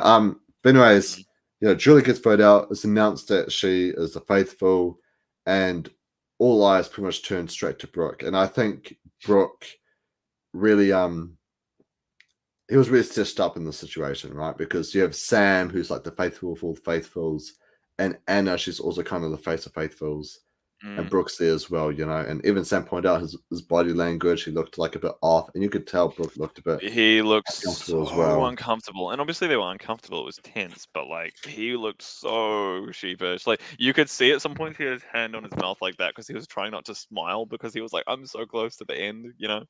Yeah. Uh, Yeah, but unfortunately, Anna and Sam, they vote Brooke out. Brooke reveals he's a traitor, and Anna and Sam are the winners of this yes. of the season. So just really quick, what is your thoughts on? Congratulations if either Anna or Sam are watching Congratulations. this. Yeah, You guys both played such good games, and, I hope that you've had a very good reception, from the show. Just yeah, good job. Well done. Good game. Good play. yeah, yeah. Congratulations to Anna and Sam. You know, you guys played a fantastic game all the way through. Very entertaining, and yeah, just mad props, mad respect. Congratulations on your win. Um, but before we continue, Hamish, let's just quickly talk about Brooke, Anna, and Sam. What is your thoughts on all three of them? As players, yeah, I think that they were so good. I think we've touched on it a few times. Like Sam even mentioned, like he's clearly a very nice guy, but I think in one of his confessionals in one of these last two episodes, he said something, along the lines of by being so nice to everyone, like people will feel that he's a faithful, and so I Yeah, guess all he had to do was be himself, and I think that's really cool. He he had the one time that he exploded at Brooke at the challenge where they walked the stuff across the line. But otherwise, and hey, like they rekindled their friendship and got over that as well. So I think that he played such a good game from the not looking like um, a trader standpoint because that's such a big part of it, right? As a faithful, like you're trying to figure out who the traders are and align yourself with the right people, but you're also trying to dodge the bullets, which is something, by the way, I think Julia did very well. That she had heat on her for so much of the game, and she still managed to not be banished so many times like that. So it's something Sam didn't even get the votes thrown at him to begin with, and he played such an immaculate game in that way. yeah, And then Anna, she was, you know, i- as I have kind of understood it, like the kind of face of their little coalition, bringing down the traitors mm, for basically since Brody was voted out, or rather eliminated by the traitors. But she didn't have the same in your face as yeah, Brody did, and so she played it so well where she was just loud enough and just influential enough, but was not taking the traders heat right up until she got the shield. And so she just played such a good social game. Like were all of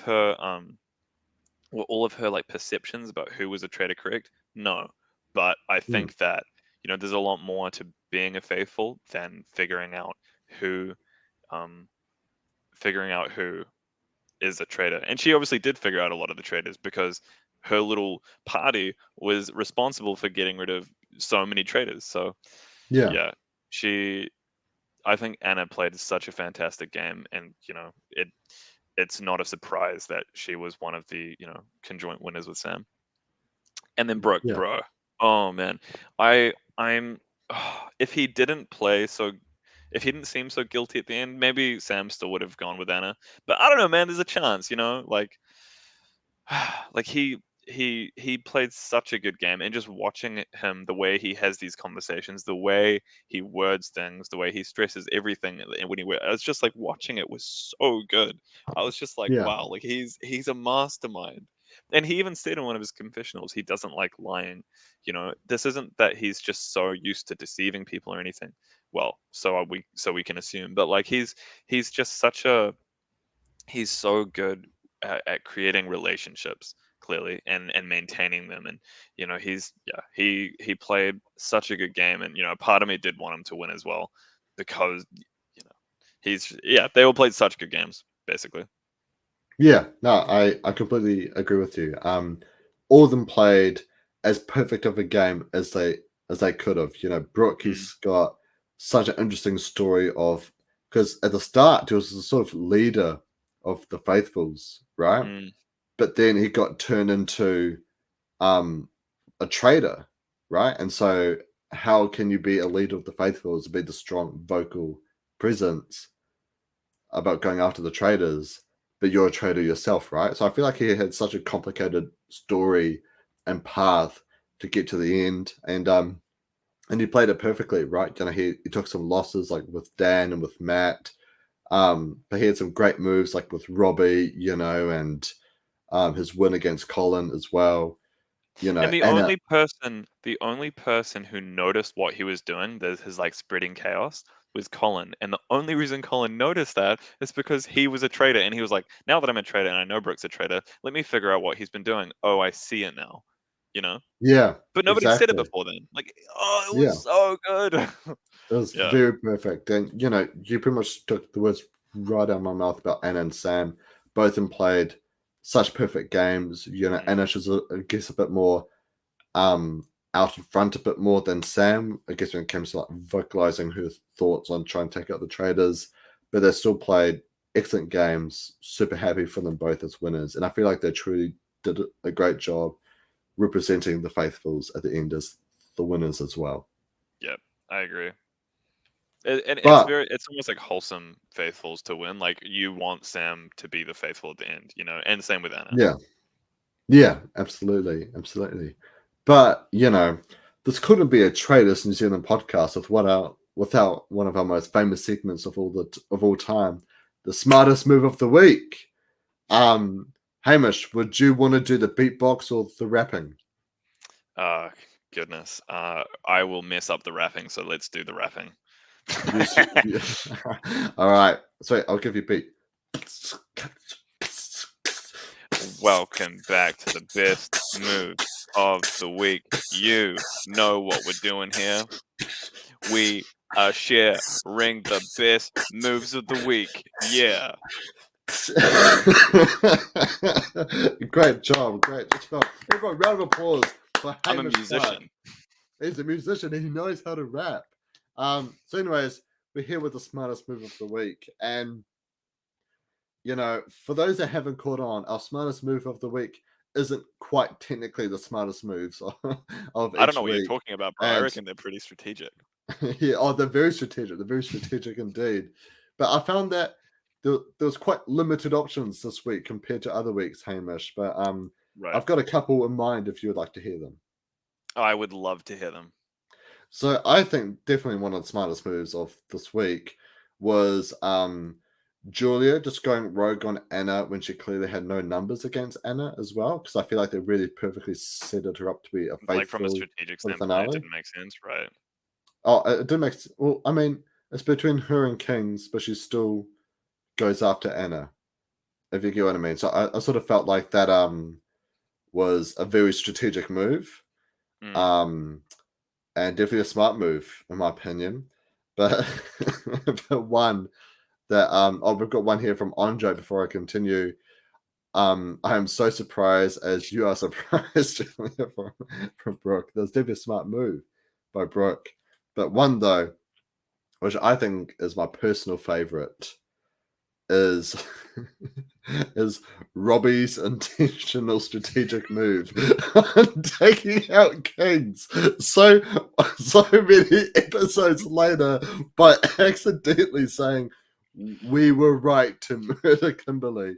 You know, it was a big rivalry between Robbie and Kimberly. Kimberly, you know, had a six episode plan, which she wasn't in it for five on taking down Robbie, and Robbie had planted the seed of a big move against Kings so early on, and it came back to bite Kings and sent him home. So those are my two. We have Andre here. I don't know how I can compete with that one, bro. I have Yeah. two, but I don't know if I can compete. All right. So, What's your two? What's your two? so one of them, right? One of them was the bro Anna recognizing that her body is a temple, and in doing so, got the team $12,000. Yeah, don't get Yeah, that tattoo. That's right. And the other one was actually by Paul Henry. It was it was getting revenge. It was avenging the one I've been rooting for, Julia, when she got voted off. He was like, "So are you a traitor or a faithful?" And she was like, "I'm a faithful." And then in doing so, they ended up voting off Brooke. So when Brooke took down Julia, then Paul Henry was like, he was like, I know that Hamish is like rooting for the homie. Like we gotta avenge her. And then so Paul Henry ruined Brooke's game. That's my addition. That's your- But I think we know which one's actually gonna win this. Let's be real. I think so too. I think should we lock it in? It's the Robbie move, right? Yep. Yeah. All right. So let me just lay it out for everyone for the smartest move of every week for the Traitors New Zealand season 1. Week 1, we have Sam Fury gapping it for 10k for just showing up on day 1. For week 2, it is with your boy's number 1 favorite Julia telling everyone that if they vote for her at the banishment, they will look like a fool afterwards. So bad. I'm sorry, week, like I can't even root for the bro for that week 3 was the six episode plan, which Kimberly wasn't in it for 5, on taking down the biggest player of the season, Robbie. She read with her psychic abilities that Robbie would be a traitor. But she just didn't say when Robbie would be a traitor.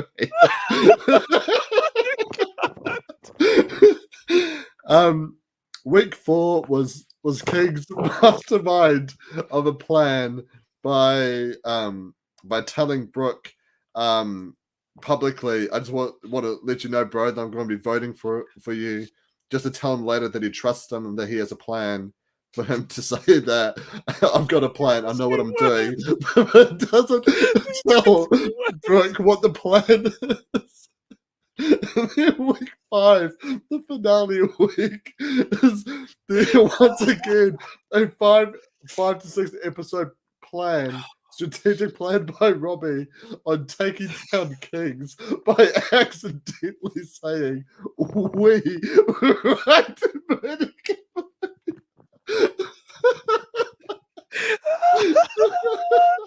What's happening?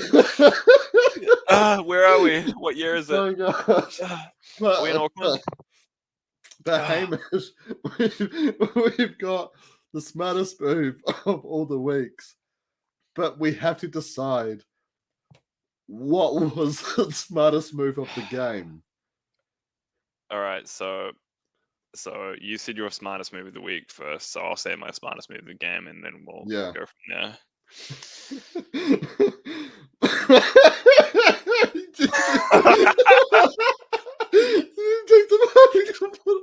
We are naturally and organically this cooked, bro. This is just us. Okay, so yeah, we've had some very good ones. I mean, I think that the moment when you were explaining all that I started crying was when you mentioned the homie kings telling the bro Brooke, like, hey man, like, I'm coming for you, I'm voting you out. And he was telling everyone that before Brooke even got there, just to be like, I actually know you're a faithful. I reckon that was pretty up there. Like, that was definitely, getting to it. And obviously these like long game, plans were Yeah. very elaborate, like Kimberly getting out Robbie. But while Robbie was still there, like getting out King so far in advance. And she didn't do it like on the episode where she got out. She did it basically on the one of the first episodes, right? So, these very long-winded, very strategic, tactical, if you will, plans were very good. But I think we've just got to get down to it from a mathematical standpoint. How many players were there? There were like players who won the smartest move of the week, or In the game, how many players were there? 19. There were 19 players, right? In the Yeah. end, two of them ended up splitting the prize. So what that means that 17 players left with no money at all. Oh, but wait. We said it from the beginning. Our mate Sam, the comedian, he knew it. He called it. I mean, you can't beat it. Sam Fury running for the 10K, I think, was the smartest, the most mathematically uh, working out and sound plan for getting money because the rest of them, what did they leave with? So Yeah, big exactly. up Sam Fury. Well, it's funny because my two actually nominations for it was actually Sam Fury gapping it for 10K, but I just can't get over the 6 episode breakdown of of Robbie who played like I just can't get over it. So what's your final one? What are you locking in Well, from? okay, so we've both commented on both of those. Like Yeah, what you said, we both said that. But I see that Andre is the deciding vote. same ones. Yeah, and I'm happy with that. I'm happy to announce that Sam Fury, what a game changer. The smartest move of the game He on the made the first smartest move episode. of the game on on the first day in the first probably like half an hour. He never got to see the inside of the lodge. Yeah. And hear this, right? Kimberly did this long thing where like she did the like a best move of the week before she was voted out, before she left Yeah. the game. Robbie did a best move of the week before she was off of the game. Dude, the first person out of the game was Sam, and he still had the best move. Like, come on, you Yeah. can't compete. Yeah. I'm happy to lock that in. So it is official. Sam Fury, who gapped it on the first day for 10K, has officially won the smartest move of the game award. And here it is. We're giving this to you, Sam.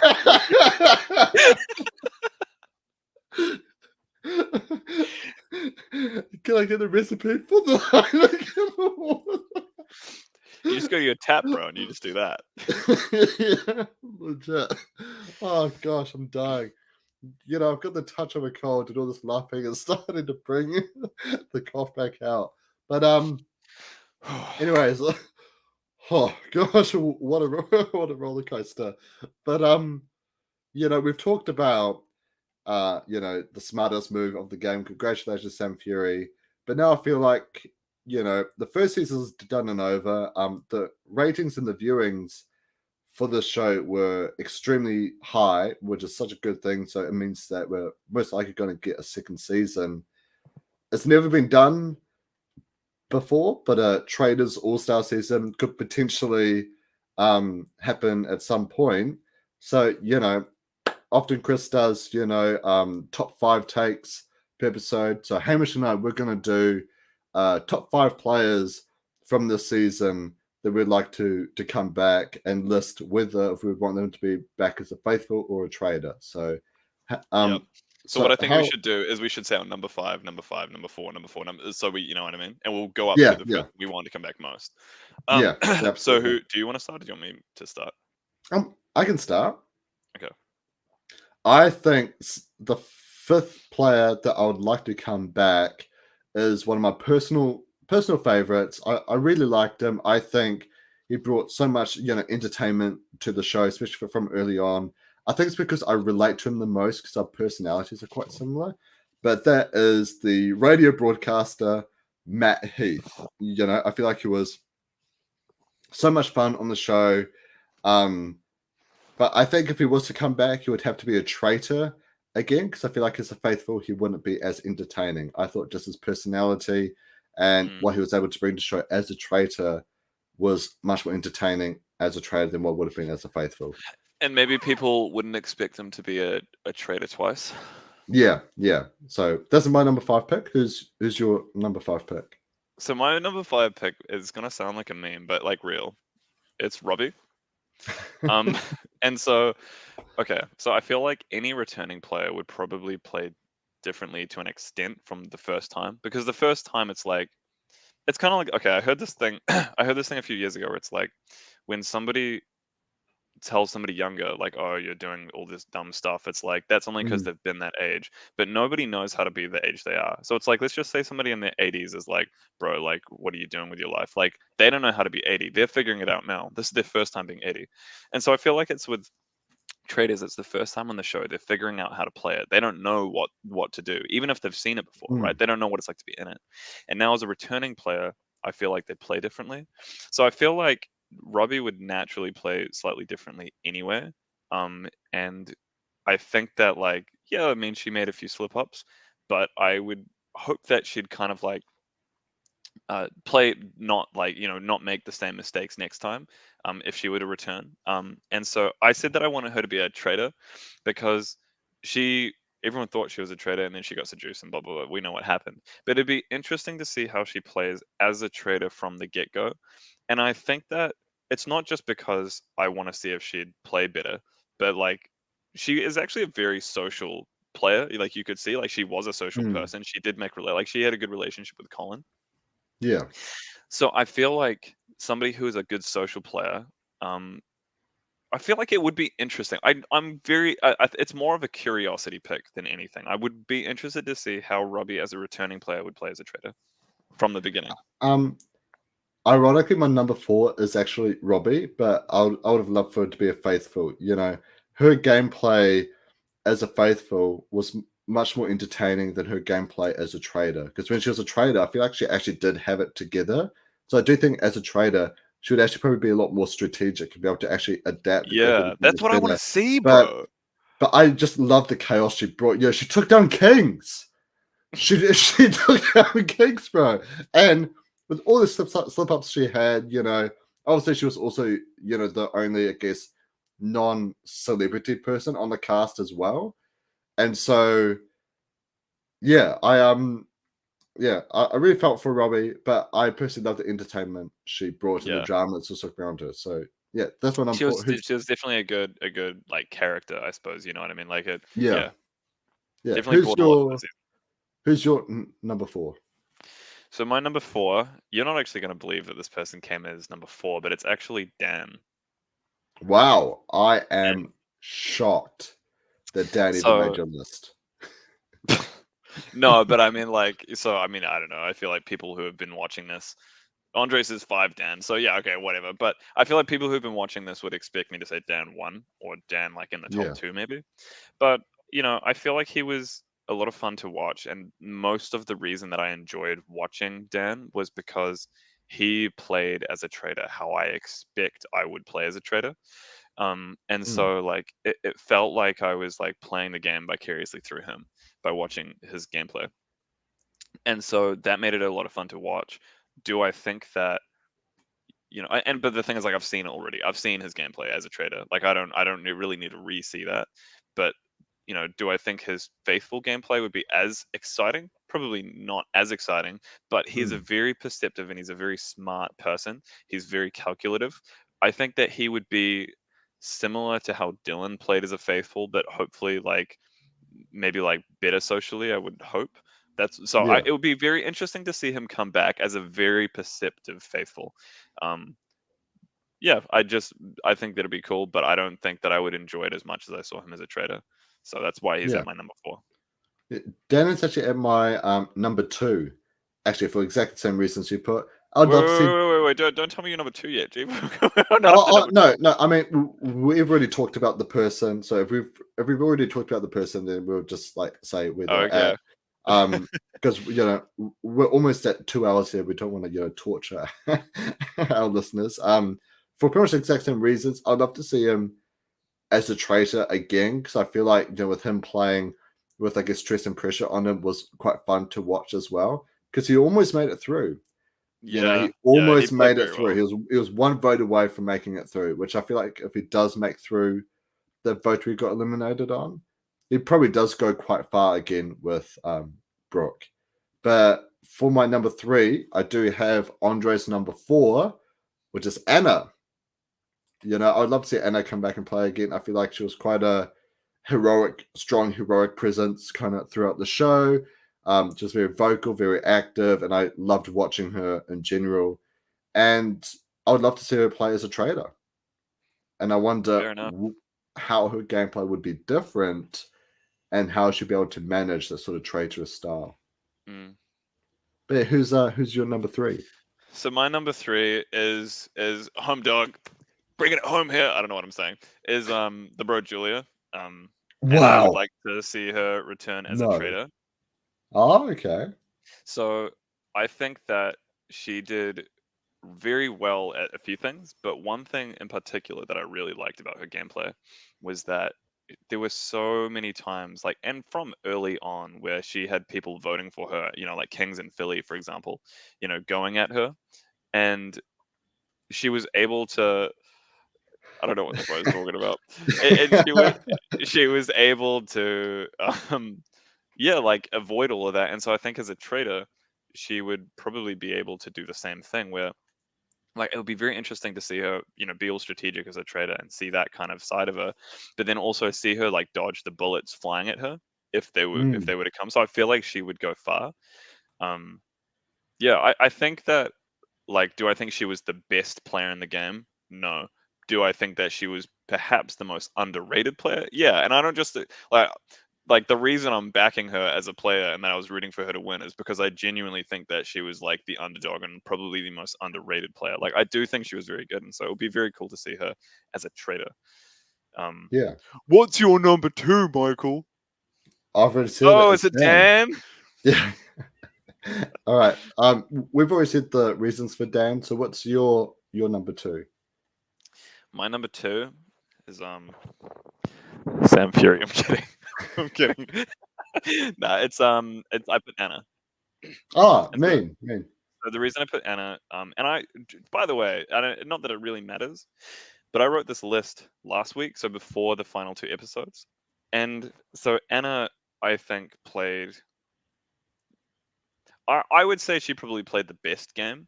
Um, Mm, maybe that's debatable, but you know, so much of what I mean, I've spoken so much about Anna's gameplay this on this episode of this podcast. So I'm not gonna like re-explain it, but what I have to say, and I want to see her return as a faithful actually, and okay. what I have to say is that it was so exhilarating watching her as a faithful. It's like some people, it's like I've seen what they do. I don't need to see it again. Dan was so much fun to watch. I don't really need to see it again.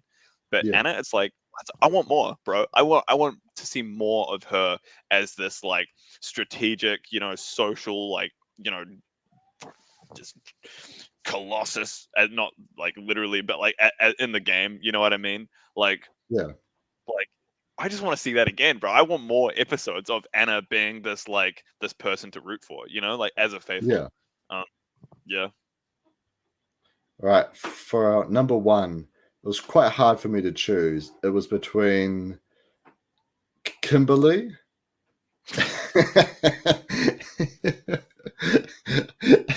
and Colin, but eventually I did pick Colin because I wasn't sure who else to swap out for Colin. So I decided, unfortunately, I'll have to swap out the game changer Kimberly herself for Colin.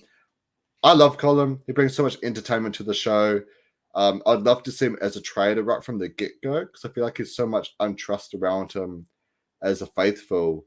But I wonder how much more devious this game would be if he actually had full control on taking out some very specific people, especially Mm. eyes that were looking at him from the start. So I personally would love to see that. That's a very, very fair call. Um, yeah. And my number one is the bro Brook. I want to see him Yeah, return as a trader because we saw him as a trader for half of the game, and the way he played was very much how he played as a faithful, with slight deviances from how he was playing because he had to change it up a little bit, but he played very yeah, much the same as he did, and that makes sense because he doesn't want to look like he's changing his style of playing. But it would be so cool to see how he'd play as a trader from the get-go, and in a way it's like I'm so happy that Anna and Sam won, but I also feel robbed of Brooke's victory. Like a part of yeah, me, a definitely, part of me, definitely. it's like you do want the traders to win. Like this, you know what I mean? Like you want them Yeah, to like deceive everyone and stuff. And so it would be cool to see Brooke as a trader from the GG from the get go. yeah. So yeah, that would be my five people who I would like to see on an all-star season. Yeah, and I would love to put Brooke on my list as well. I just feel like we've seen the full, almost the full potential of this game. I mean, I feel like maybe if he was a trader from the start, I feel like it would be quite similar to how he was traded throughout the show. Um, Maybe a bit more as a faithful, perhaps to see how well he would have done. But I feel like as a faithful, he definitely would have been taken out, similar to Brody in some way or another. Yeah, Um, right. yeah, whereas I feel like with everyone else on my list, all of them have got more potential in some way, right? And yeah, but I'd definitely love to see Brooke come back. If there was like a zero, like a number above one, I'd definitely put Brooke there. I feel like if there was an All Stars, Brooke is No, it's definitely Kimberly, bro. locked. Zero is Kimberly. It has to be Oh, Kimberly. yeah, yeah, has been. And then negative one is Brooke. And -2 is Paul Henry. Yeah, boy. But The whole time yeah, he was the traitor. yeah, yeah, yeah. Honorable mentions to the All Star season: Mucky and Hamish. You know it. That is us. That is us. But unfortunately, that is the end of our New Zealand Traders podcast. Unfortunately, it has been such a hectic, fun, sometimes challenging, but such a great. And Rogue, yes, bring Rogue onto every show. Thanks so much, Andre. No, but I just want to say, massive thank you to you, Hamish. A lot of people don't know this, but someone came up to me. They were a fan of our podcast, and if you're definitely watching this, please leave a comment below because you made this all happen. She came up to me and she was like, "Oh, are you going to be covering Traders New Zealand?" And I said, "Oh yeah, yeah. When it comes out, we'll definitely be covering it." And she was like, "It's already out." And I was like, huh? And I checked three now, and the first two episodes were already out. So I was spam calling Chris, and I was like, Chris, it's already out. It's already out. But he's already covering multiple other shows at that point. And he asked me, have you got anyone who can, jump on such a short notice to do this? And immediately the first person who I thought of was you, Hamish. So I want to say thank you so much for jumping on such quick notice, such short notice, you're one of my best mates. See me at my best, see me at my worst. And thanks so much for supporting, all my passions, my dreams, podcasting, something that I love doing. And I'm so grateful I got to podcast about such a great show with one of my closest mates. I just want to say thank you so much, Hamish, for Chris and Kahuna as well. I just want to say thank you, boys, so much for letting me have this opportunity to host my first show. Kahuna hosted his first show with Million Dollar Ireland. I did that with him. There was so much fun, and just all the amazing support. Chris and Kahuna gave me, for doing this, and so many of my friends and other people listening as well. Like I appreciate it so much. I love you all. Yeah, thank you so much for being there on this wild experience. And just a quick comment here from Andre, Mucky, and Hamish. Thank you for the awesome review and the hot takes. The Trace New Zealand. Hope to see another collaboration with you two on TNT. Yeah, well, we'll definitely be doing more stuff on the TNT. That's for absolute certain. Yeah, Hamish, you are a fantastic musician, and I'd love to give you the floor now. Tell us where we could find you and your music, brother. Oh, I'll just begin by saying I came here for Andre. I'm kidding. uh, to respond to more or less everything you just said. Yeah, the co-hosting this with you has been very cool. It's been like I don't usually watch shows like this live. It's usually like you'll be like, oh, like come watch this, season of Australian Survivor with me that came out a few years ago, you know, um, and you know, I'm very glad that I did this. One because it's been such a good show. Like I've really, really enjoyed it. I think that for this type of show, it's been a top tier season, and I think it's been very cool. Allowing this to be my gateway into TNT, and so touching on the last line of Andre's message just there, like, yeah, I mean, I hope that at some point that I will be on another one. We'll see how things go. Mm, But yeah, obviously, I'm interested in doing that if Chris will have me on it. So yeah, I'm sure he this has will. This has been very cool. And as for my music that you were saying, yep, I got three bands. The two that have the kind of most action at the moment. One's like a melodic deathcore band, if you're into that. It's called Grim Rimney. And the other one is kind of like a folk, kind of indie folk. Um, it's Hmm. my solo career, and it's called Stag's Yarrow. But you can find the links to all of the music that I'm working on, because I have another band as well, a black metal one. You can find all of the links to the music that I do on my main, just personal Instagram, which is the same title as you see uh, here, as you see on the podcast thing, HTHVSTH.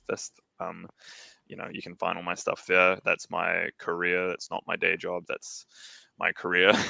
So Yeah. yes, I if you're into any of what I just described, and you're into listening to my single, which is coming out on the 22nd of this month, or watching me play in Auckland on the 14th of September, so that's next Thursday, then please come and watch. Yeah, that's it. That's all I have to say. Yeah. Thank you. I'll definitely be there. Wait, it's next Thursday, not Yep. this Thursday. No, it's next Thursday. Oh, I thought it was this Thursday. Oh, I'm pretty No, sure I'll definitely be able to come next man. Thursday. Yeah. No, I'd love to be there, but Otherwise, I'm ram raiding your house, even though you live on the fourth floor of your apartment building. yeah. I mean, I'm sure you'll find a way. Just add some Iron Man rocket boosters to your Yeah, car, bro. Yeah. and just come flying up. But yeah, thanks so much, Hamish, for coming on, and thank you so much for everyone for supporting this channel and for supporting our journey covering the Traitors New Zealand. New Zealand is such a small country, and although our Survivor didn't work out, and some of our reality shows have flopped in the past, I can definitely say that Traitors New Zealand is probably one of the best reality shows I have I've personally ever seen. And that's coming from Australian, like all different survivors. A few of the Big Brother seasons that I've watched, it is just yeah, it's fantastic. So if you're new to this channel, please subscribe. We are so close to reaching 2K subscriptions, which Chris plans on doing the longest stream ever done. I'm not sure if that's a global long stream or just a TNT stream, because I'm sure he won't be able to beat Kahuna and I's record of over 2 hours, and probably even close to our 2 hours we're doing right now, Hamish. So yeah, if you're new to the channel, We're please just giving subscribe. Chris like a hard time right now. Yeah, I mean he's not here, so what is he going to do about it? We should But just yes. leave it running. Like, go to bed, leave the stream running. Chris, you wanted to do the longest stream on TNT, right? Is that right? Yeah. Well, we've got a story for you. You just see us like and be like, Well, I'll take the laptop with me to work as well, so I can show everyone what I do in the seafood department every day. But yeah, bro. yeah, please hit the subscribe button if you're new. Thank you so much, everyone, for joining us on this crazy journey. I'll be in here tomorrow with Chris. I'm not sure if Kahuna and Tom will be here. Hopefully, they are, to discuss the recent episodes of the Traitors Australia. But until then, have a fantastic night, everyone. Keep safe. Love you heaps. Thank you for watching, and we will see you next time. Bye. My Heineken water.